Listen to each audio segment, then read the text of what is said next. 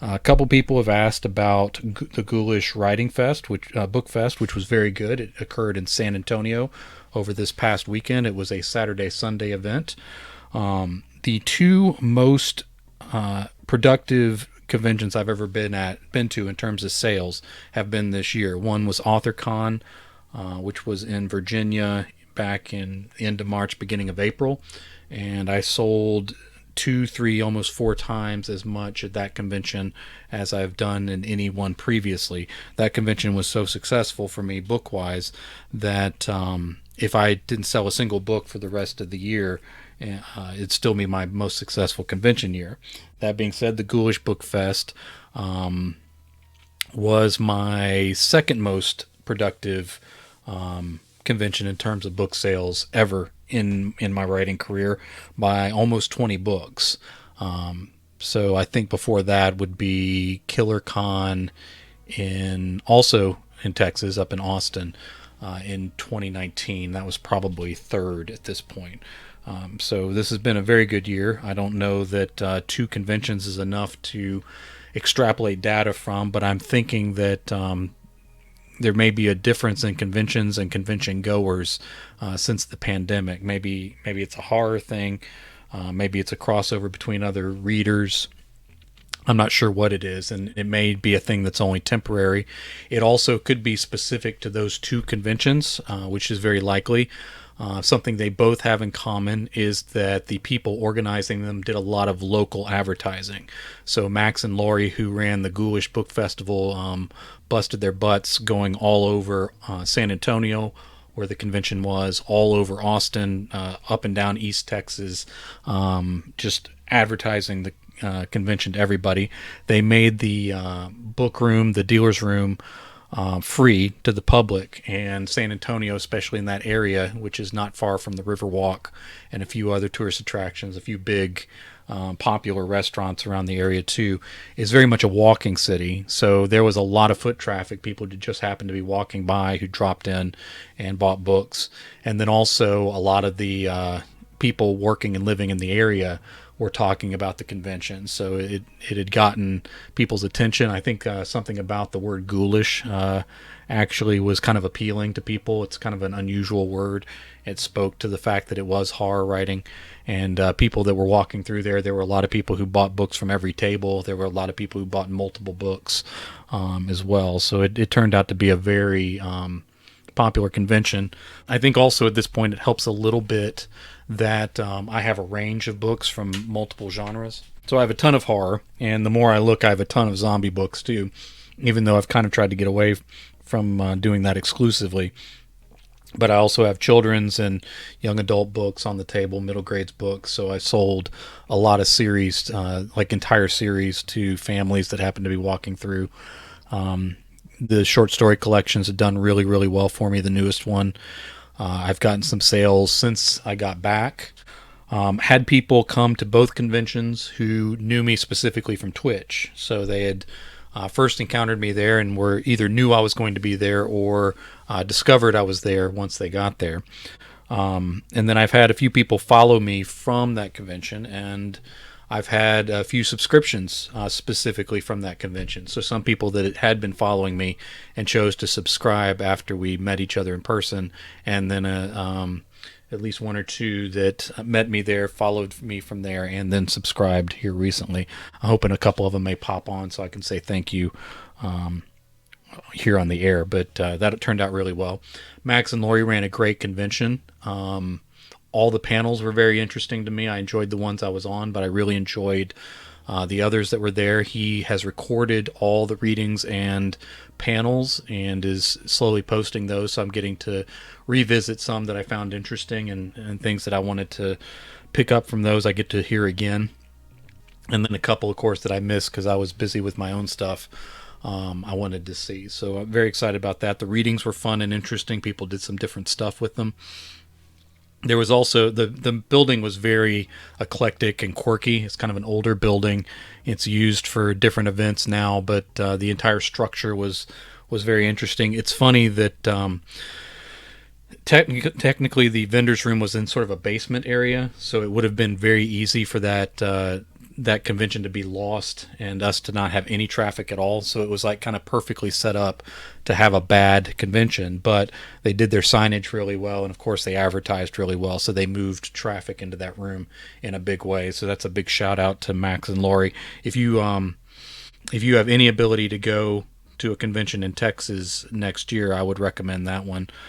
Texas has a lot of great conventions, but of course this one's kind of new, and it was already big in the first year, which is a good sign. And I expect they'll probably do it again next year. I can't imagine that they wouldn't. And they might expand a little, but there's it's not a convention that had hundreds of tables that you're competing against. So I think that was a big deal too. So they have a little room for growth, and they probably will.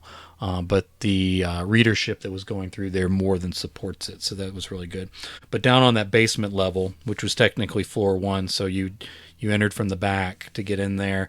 There's also stairs from the front that came down. There's a bar that shared that same floor, so it was kind of the convention room, and then the bar was literally across the hall, and they opened up the whole time we were there. So the bar opened at 10 a.m. and people were running over and getting drinks, and people were buying drinks for the people, the vendors at the table, and people buying books were going over and getting something to drink and then walking around and looking, which may have helped with some of the sales, lubricated their wallet a little bit there. So it was a fun, interesting convention in a great city, and had a lot of fun, going out to eat with folks during and after the convention. All that stuff within walking distance. So I can't recommend the Ghoulish Book Festival highly enough. So if you're looking for a different kind of convention, assuming the strong assumption that they're going to do it again next year, I'm real excited for that. So really enjoyed talking about that, and of course love Max and Lori. Incredibly, they have Ghoulish is a book imprint for them, and they also run the Perpetual Motion Machine Publishing Company as well. And do a great job with that, and just did a fantastic job on what was a first-year convention, which is always a big gamble, but I'm glad it paid off for them.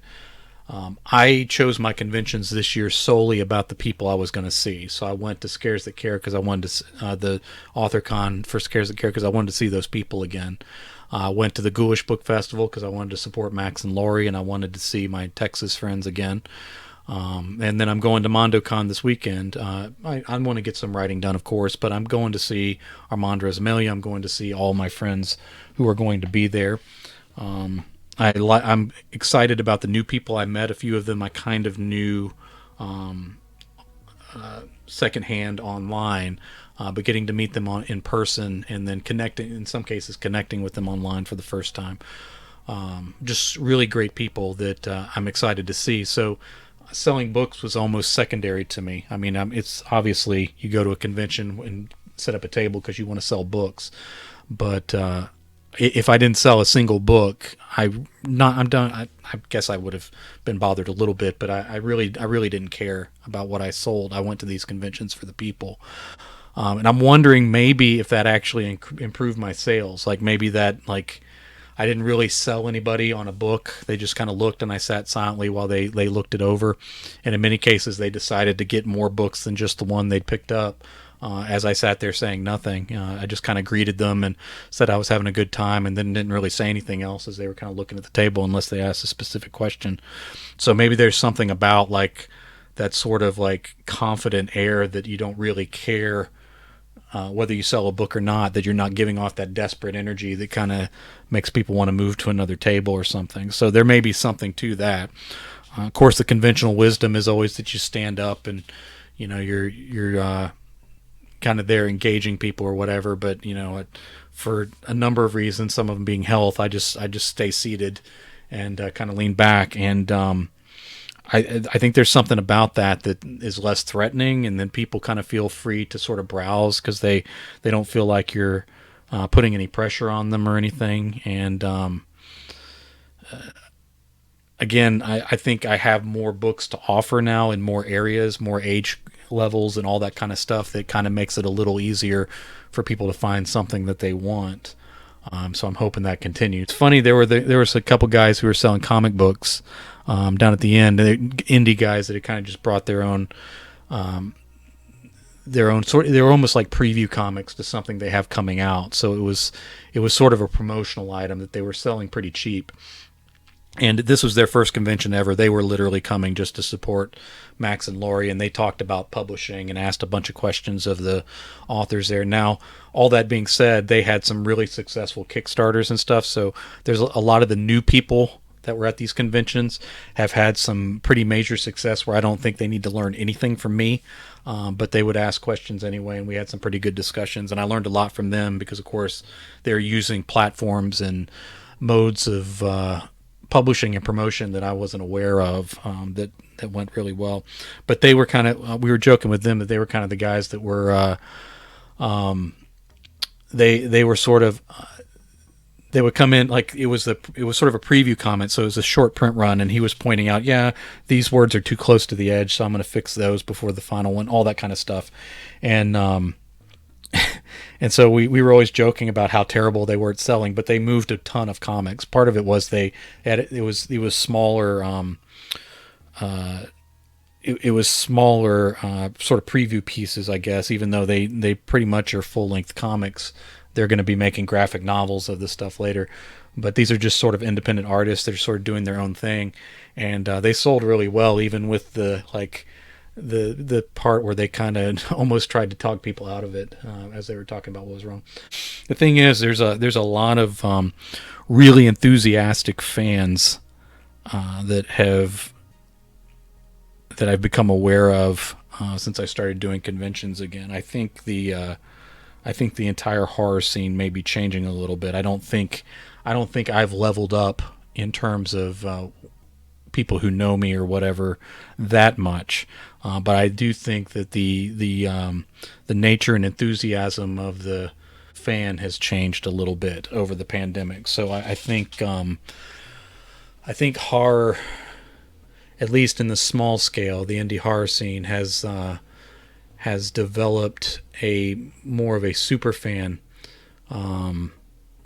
where you have readers that sort of read at the level of what I used to think of as romance readers reading. So people who come in and buy dozens of books at a time and read them all. And I think horror is getting, at least on a small scale, is getting more of those type of fans. Some of it is because of online, where they're connecting on Facebook and some other places like that. But I think some of it may be changes in reading patterns from the pandemic. And I'm hoping that this will be a feature, because again, the vast majority of readers aren't like that necessarily. But if you have enough of them, and even if a lot of those readers will grasp onto one author and read everything that they've written, which is nice. But even if you're not that author, if you just kind of catch the periphery of some of those readers, they'll buy maybe 3, 4, 5 of your books, and enough of those super fans really do add up. So I seem to really like that. Seems to be fueled through Godless, especially. I do think so. Godless does offer some lower price stuff, so I think that's part of it. I think the Books of Horror group on Facebook is a much bigger influence than a lot of people realize. There's thousands of people on that site, and both conventions I've been to, readers connected to that site came to those conventions. So I think AuthorCon especially, but I think other conventions to a lesser degree, a lot of those readers kind of adopt those conventions and really look forward to them, and a number of people there come and then they talk to each other about how good it was, or they even have people who are going when they can't go buy them signed books and mail them out to them and stuff. So there's some pretty rabid readers who have gone from sort of online spaces to the real life spaces, and they're spending money. They're spending money to go to these conventions. They're spending money to buy the signed books. They're spending money to mail the signed books. So it's a different scene. I can't really put my finger on it entirely, and again, I don't know if it's temporary, but I think some things have changed, and I don't think the industry has completely caught up with it yet. I don't think a lot of people are aware that these changes are going on. That's massive. Also, I was surprised to see how many attendees at AuthorCon seemed to know about that until I guess the word spread through that con.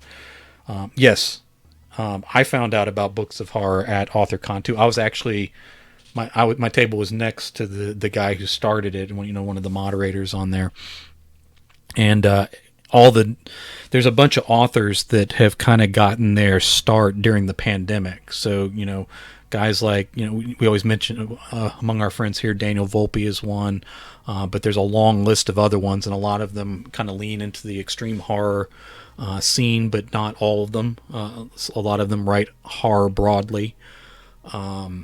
But there's a number of authors, and not just in horror, but just across genres. There's a number of authors who started writing during the pandemic, or they got popular during the pandemic, or they built their audience up during the pandemic. And so they're coming out onto the scene right now. There's Daniel Volpe. I was actually talking about you. But they're coming out on the scene now. And I think it was sitting down with Daniel and Aaron when they started talking about how important the Books of Horror group was. And just being in there, I think a lot of people picked up on it. But there were a ton of readers that came from there. And at the Ghoulish Book Festival, there were multiple readers who were connected to that group who came through there, who had heard about the convention and heard about some of the writers who were going to be there from the Books of Horror group. So I don't think there's any underplaying how important that group is to whatever is going on in the scene right now, and I think it's huge. Also, the level of talent is big too. So a lot of these authors that got really popular during the pandemic, they have put out some very good work. And, again, some of it's genre based. So if you're not into extreme horror, that kind of thing, you may not be interested in it, but not just in extreme horror, but horror broadly, has had a real influx of real spectacular talent that has put out a lot of great books. And I think that's actually helping move more horror books, even for those of us that are kind of on the periphery of that movement. Mr. Frank says the thing with books of horror I've noticed is that the successes lie with the readers hyping books and not authors going there saying buy my book, buy my book. Absolutely. And it unlike every other Facebook group, it is not authors just pimping their own books. And I think part of it is the moderators don't allow it. But I think the other part is that the vast majority of people in there are readers. There are a ton of authors there because, of course, we're flies to honey. But it's a ton of readers there. And Daniel Volpe agrees. And he's one that I think, Daniel, I think you're one that represents the success potential of that particular site. There, people are always talking about Daniel's books on there for good reason. They're very good books. So if you're able to keep up with the current talent that's operating in the horror industry right now, I think you could do very, very well for yourself. But that talent is very high. I know that I feel challenged to keep my work up to a level that not that competes. I don't think compete is the right word, but that matches that level of what's getting noticed out there. So nothing but good things to say about those conventions and the horror scene in general. I think there's a real renaissance going on that we may not completely understand until it's over. So I don't know how to quantify it really, but something fundamental on it in several different places has changed. This is not the same scene that existed pre-pandemic. Tom Duffy says, I like seeing posts by a younger crowd finding books I read ages ago and reading about their experiences with it. We also finding books by newer authors I may not have heard of. Absolutely. And like I said, there's a ton of talent out there. You could say that there's always great talent out there because you go back to any era and you got young writers that are changing the scene. But as a longtime fan of horror, there were times in the not so distant past where I was having to look around to find good books, and now there's a flood of them. Like I can't keep up with all the good books and great authors that are coming out now. So I just think the talent level has gone way up, and I think part of it is sort of that weird dead zone that we had during the pandemic where people were kind of having to write in isolation, and Some people decided to write for the first time. Some people committed themselves to promoting their work more than they had in the past. And then some people just this was their start. This was the kind of where they were born out of the pandemic in a way, in terms of their writing and stuff. And I think it's created. Right now, we're seeing like all of that pay off at once. And again, it may not last. We may be a few years down the road and we're right back to where we were pre-pandemic. But I wouldn't be surprised if something bigger is happening, something more long term, that could very well change this experience for horror writers that choose to capitalize on it now, I think.